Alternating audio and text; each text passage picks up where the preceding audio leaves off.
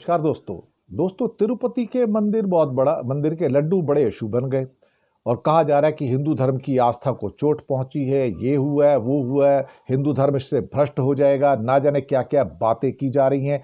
लेकिन एक सवाल तो उठता है अल्टीमेटली, यहाँ पर कोई सांप्रदायिकता का एंगल तो है नहीं, कोई मुसलमान नहीं है, कोई ईसाई नहीं है, कोई बौद्ध नहीं है, कोई जैन नहीं है, कोई और धर्म का व्यक्ति नहीं है।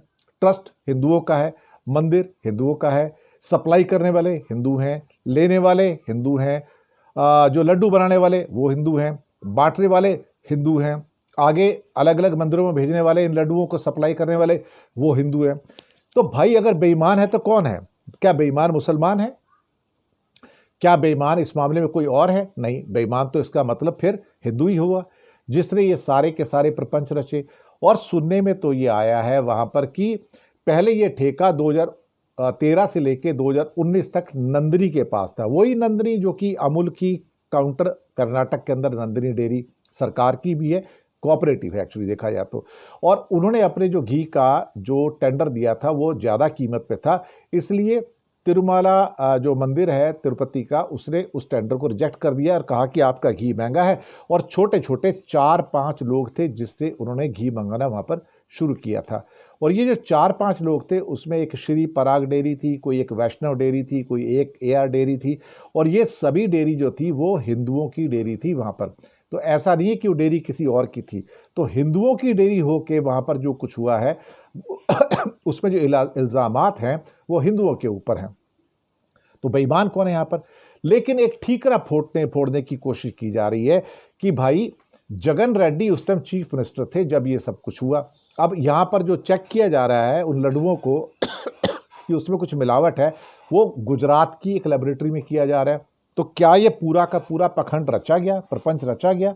अगर बेईमानी हुई है तो किसने की है भाई? हिंदुओं ने की है। मक्कारी की है तो हिंदुओं ने, ठगी की है तो हिंदुओं ने, यानी कि मिलावट की है तो हिंदुओं ने। अब जो इल्ज़ाम जगन रेड्डी पे आता है कि जगन रेड्डी चूंकि एक क्रिश्चियन है और क्रिश्चियन नेता के राज के अंदर तिरुपति के मंदिर में बीमारी हुई है, तो भाई अब क्या मुख्यमंत्री आके आपके घी की जांच करेंगे? मंदिर की भाई मंदिर का सप्लाई कहां से हो रहा है और उसमें बेईमानी हो रही है? क्या मुख्यमंत्री का यही काम रह गया है? इसलिए जगन रेड्डी सीधा मुझे लगता है हाई कोर्ट सुप्रीम कोर्ट पे चले गए हैं और ये कहने के लिए मुझे क्यों बीच में ट्रैप किया जा रहा है। क्या मुख्यमंत्री का काम मंदिर कैसे चलता है उसको करना है, या मंदिर में घी कहां से आता है उसको देखना है? क्या ये मेरा काम नहीं है? जो काम कर रहे हैं उनसे पूछो। मंदिर का पूरा बड़ा ट्रस्ट है, तिरुपति का पूरा बड़ा ट्रस्ट है, वो ट्रस्ट के मेंबर्स हैं, वो लोग ऑर्डर देते हैं। मुख्यमंत्री कहां से ऑर्डर देगा भी उसका?